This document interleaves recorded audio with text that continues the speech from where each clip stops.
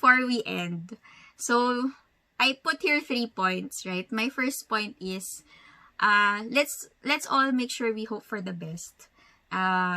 Because I know even if there's a lot of uncertainties, like what I mentioned in our previous all hands, right? God is in control, and I'm sure God has a good plan for us. So let's all hope for the best.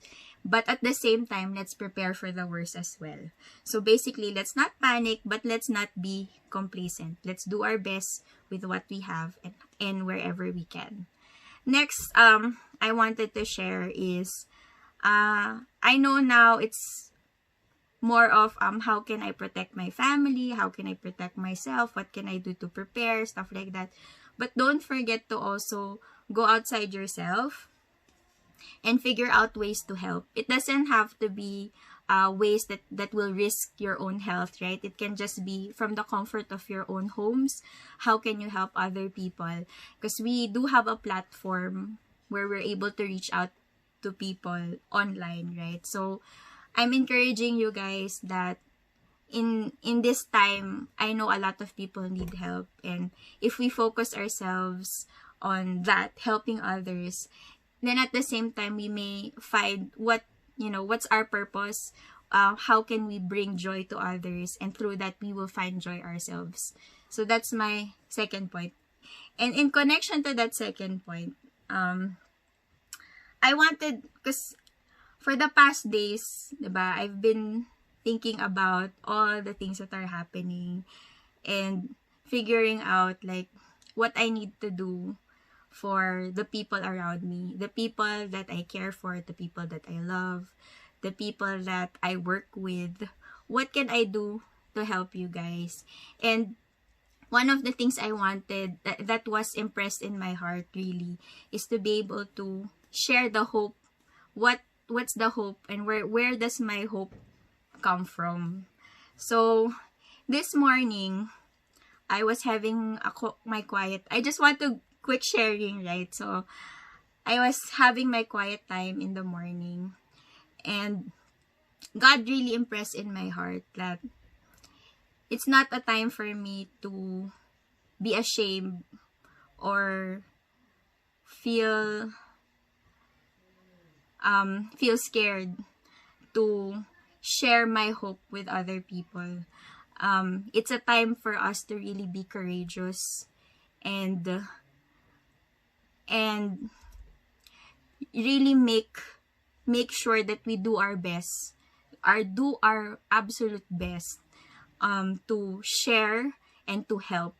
So that's where I'm coming from now. And for that reason, I wanted to take this opportunity because I know it's a trying time and everybody may be in that period in their lives where they feel they're out of control. And I wanted to share my own personal experience, maybe to be able to help you guys and to encourage you guys.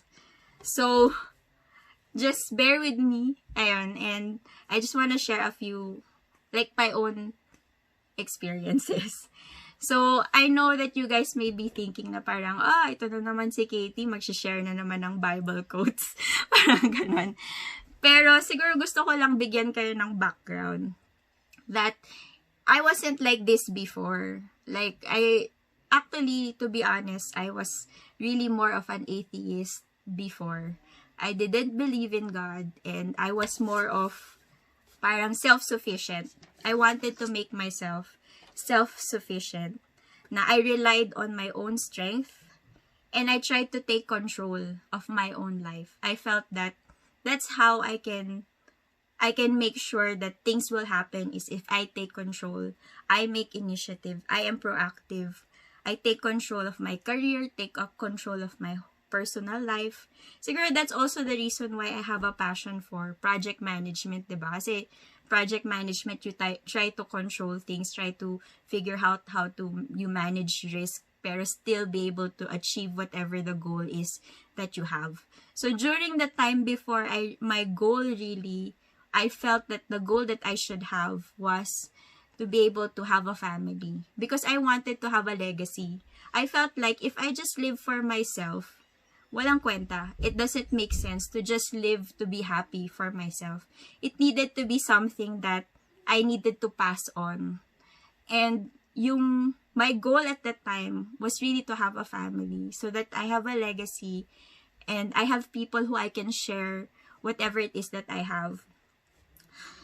So there. But I guess because I was more reliant on myself, that's where the problem came. That I was just trying to control it and trying to be reliant just on myself. And I think God, even if I got to that point where I didn't believe in God, He still didn't give up on me. And He still tried to figure out ways to reach me. And He made a way for me to change my mind about being an atheist. So it was through that He allowed me to experience what it is to be out of control, to be unable to achieve the goal that I have set, and being able to be in that point where I'm totally broken and I don't know what else to do. Hopeless, kumbaga. So there, I felt that was the point where I actually got sick, and the doctors told me that my sickness, because of my sickness, it may be going towards cancer. So for me to be able to fight that, I need to have a hysterectomy. So it was a question of either do I want to live or do you want to not have children ever? So it's like it was those two things for me, and that put me out of control of what I wanted to do with my life. And I felt hopeless. I felt like losing my purpose for living at that point in time. And it was at that point that I was able to, or God was able to open a door for me, because I was totally hopeless. I felt that there's no other thing to do but go to God. If you exist, God, help me. Something like that. Because I didn't know what else to do. So it was at that point that I was like, God tried to get my attention. And because of that, I was guided towards, or to go to a church. So I went to a church, and in that church, I heard the words, "Lord, I'm not worthy to receive you, but only say the word and I shall be healed." And that really impacted me. When I heard those words, I started to sob hysterically. And then I started to use those words in prayer. So I prayed those words over and over and over, crying out to God about my situation. And it was only then, after that act of surrender, of surrendering control and asking God for help, that I really saw how God worked in my life. And it's like everything just changed, and He started to show His existence in my life in a very powerful and undeniable way.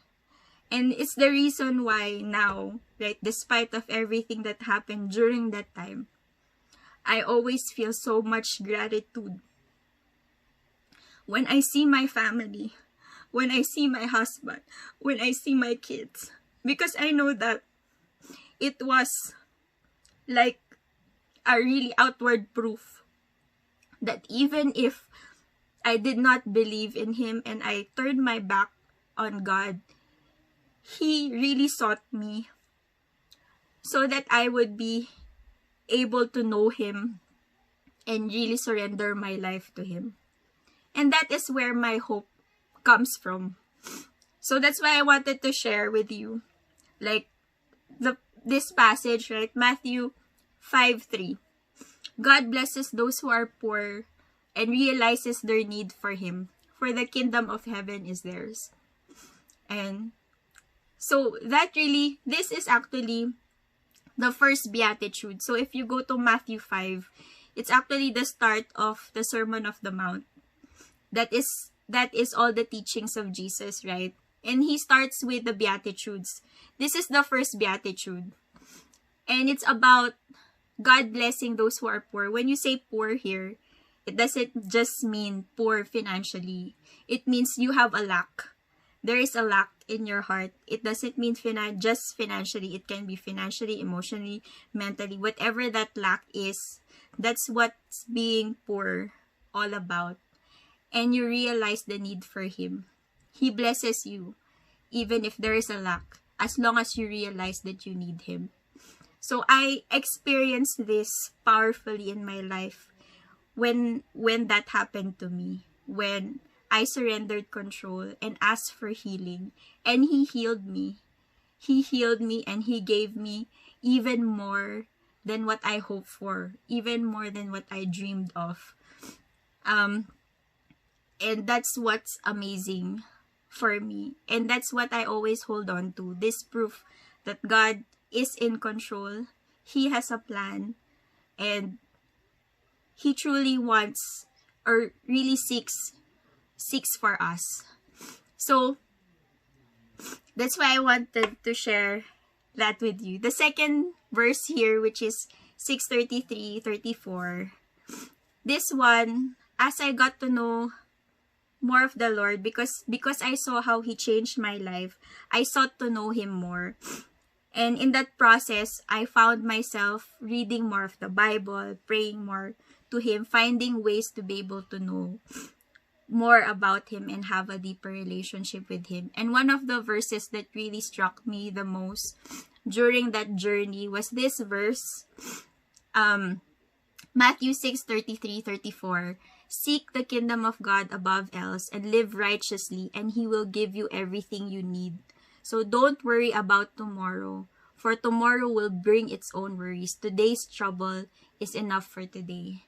So this verse really helped me, really encouraged me, that as long as I seek God and try my best to live righteously, He will give everything that I need. I don't need to worry about provision, healing, all those things, protection, because He will give it to me as long as I seek Him first or put Him first in my life.